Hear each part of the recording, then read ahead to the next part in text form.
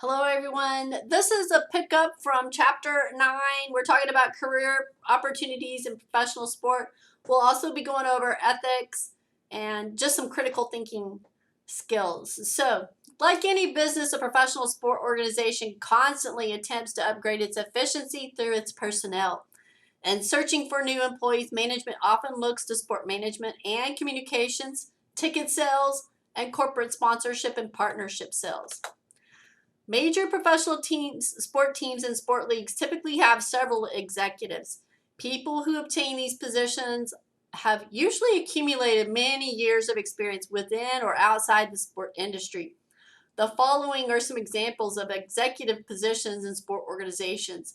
The Chief Executive Officer or Operating Officer, the CEO or the COO, is responsible for the day-to-day functioning of the entire organization, both on the field such as performance, and off the field revenue generation. Your chief financial officer is responsible for the organization's accounting and financial planning, whereas the chief marketing officer or CMO is responsible for coordinating and marketing and the marketing mix. General counsel is responsible for overseeing all legal matters associated with the team, including player contracts, liability issues, and marketing contracts, whereas the general manager is typically responsible for acquiring, developing, trading, and releasing talent and creating a development system for younger players. Many jobs in professional sport organizations focus on player personnel. Because team success is the cardinal measure of organizational success, these jobs involve putting the best possible team on the field or court. So player personnel, this department is involved in identifying, evaluating, and developing potential and current players. In the MLB and the NBA, this department would also be involved in observing players assigned to teams in minor league baseball and the NBA G League. Typical jobs in this area include being a scout, in which researching potential draft picks and upcoming opponents are central responsibilities. The pinnacle position within the player personnel side of the organization is normally the general manager position. The general manager is the final decision maker on drafting and trading decisions. Medical training and team support. These people are employed in the positions that aid in the physical and sometimes mental preparation and readiness of the players. Responsibilities include medical care, treatment of injuries, rehabilitation, dental care, nutrition, strength training and conditioning, career counseling, and aftercare programs. The coaching staff. These professionals are primarily concerned with coaching, managing, and training the players on their rosters. Player education and relations. People in these positions are, in general, obligated with educating players on issues such as financial management, substance abuse, nutrition, image management, and additional higher education. Other responsibilities may include working as a liaison between the team and players with respect to player appearances and the community. And video support staff. They are responsible for including producing and editing videos, purchasing and maintaining video hardware and software products, supervising and coordinating satellite feeds, and coordinating all broadcasting that originates at the home facility.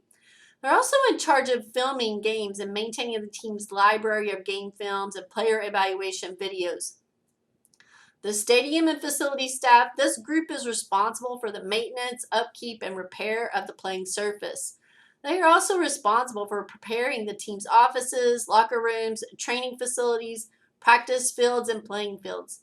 In terms of playing surfaces and related areas, these people are the liaisons between the venue management team and the professional franchise. Corporate sales. In contrast to those who primarily sell individual tickets, corporate salespeople exclusively target corporations. They may sell corporate sponsorships, luxury suites, or club suites. Game experience. These people are responsible for focusing on enhancing the experience of people who attend games. Their specific tasks may include overseeing the music, video boards, and public address messaging during a game. Opportunities in this area have increased as stadiums and arenas have become more sophisticated and as teams have increasingly focused on providing an entertaining experience both on and off the field, court, or the ice. Advertising. Responsibilities in advertising include designing and writing advertising copy and strategically placing advertising in a variety of media. The sport organization may handle these tasks in-house or outsource them to an advertising agency that specializes in ad creation and placement. Promotions. Like the game experience area, the field of promotions also offers increasing opportunities as organizations focus on providing an optimal experience to spectators. Responsibilities typically include overseeing all promotional activity that occurs on the field of play or in the stands during the games. Community relations. This department's the warm and fuzzy part of the team. This department may be part of the public relations or marketing department. They are responsible for creating and administering grassroots functions such as clinics and other charitable events that the team sponsors. Staff members may also implement league-wide programs such as the NBA Read to Achieve program. Media relations. This department's involved in assisting and working with the media by providing information necessary for game coverage and publicity.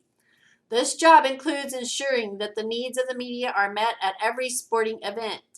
People in media relations positions are also often involved with overseeing the team's social media activities as well as being responsible for all publications such as media guides, yearbooks, and game programs. Database marketing coordinator. These people in this area focus on building databases of information about the team's customers so that the team can more effectively serve its customers and better meet their needs. This position also includes overseeing the marketing research efforts of the professional sport organization. Hospitality coordinators are responsible for the game-related needs of corporate clients, club seat holders, and luxury box owners. This responsibility includes coordinating the provision of food, beverages, and any other special needs, such as internet connection required by corporate clients, and ticketing. This department may or may not include the ticket sales staff. The ticketing personnel manage the ticket inventory. They are responsible for ticket distribution, printing, accounting, game day box office sales, complimentary tickets, and the financial settlement for the visiting team.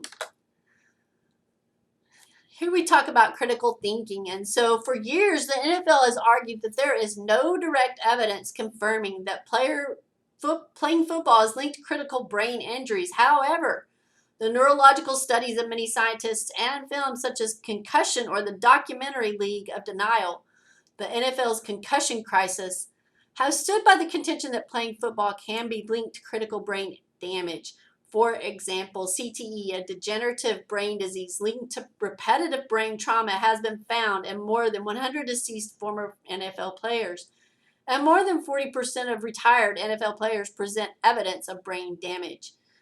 Although many fans hope for big hits in NFL games, these bone-crushing plays can stimulate serious brain injuries among players. I encourage you to expand your knowledge of concussions and traumatic brain injuries in the NFL and other professional sport leagues. As you do, you want to consider the following points. What are the short-term and long-term physiological effects of concussions? And consider the dilemma between satisfying the fans' hopes and protecting players' welfare. How should the NFL manage its concussion policy? And conduct research on the statistics of concussions in major professional sport leagues and discuss the league's current concussion policies. Professional athletes' use of performance-enhancing drugs, commonly referred to as doping, has been a topic of conversation since at least the 1960s. Interesting, the collective bargaining process has played an important role in this issue. In 2003, management sought to implement a drug testing program, arguing that they were acting in the best interests of their players. The MLBPA initially did not agree to a drug testing program unless management was willing to give concessions in other areas of the collective bargaining process. More flexibility with the free agency, a smaller luxury tax. However, societal and governmental pressure became so significant that both labor and management agreed on a drug testing program in the spring of 2006 by initiating the Joint Drug Prevention and Treatment Program. Even then, the program was enacted only after a year of confidential testing in which the volume of positive drug tests had to exceed a certain level for the program to be implemented. Today, a new form of performance-enhancing technology known as neurodoping, using drug brain stimulation as a performance-enhancing measure, such as transcranial direct current stimulation, has raised intense debates about physical and ethical risks for athletes. As sport governing bodies charged with anti-doping regulation begin to consider prohibiting some neurodoping technologies, professional leagues should update their drug policies accordingly in the near future. Here are just a few review questions. How is the management of professional sport different from the management of Microsoft? And how have cable television media right deals affected the teams who enter the league, the fans, and professional sport? And what are 2 or 3 recent television right deals that have been signed? What do you see as the advantages and disadvantages of such deals for the various stakeholders involved? And what are 4 ways in which the explosion of social media opportunities and platforms has affected the professionals involved in player personnel and business positions? Professional sport is a large part of the entertainment, social, political, economic, legal, and cultural fabric of the United States.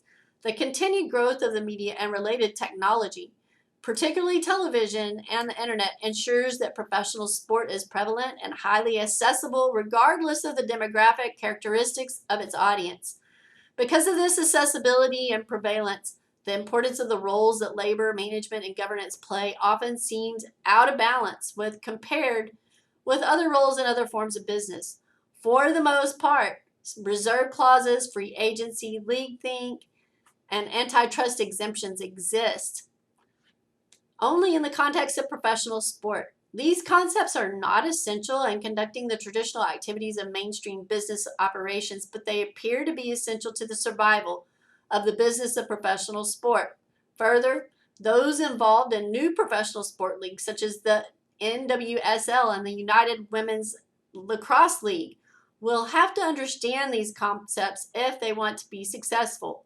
By understanding the unique limitations and opportunities of professional sport, as well as the revenue sources and the influence of the media, you will be able to appreciate the career challenges and possibilities in the field. And thank you for joining me today. I look forward to talking with you again soon. Have a great day.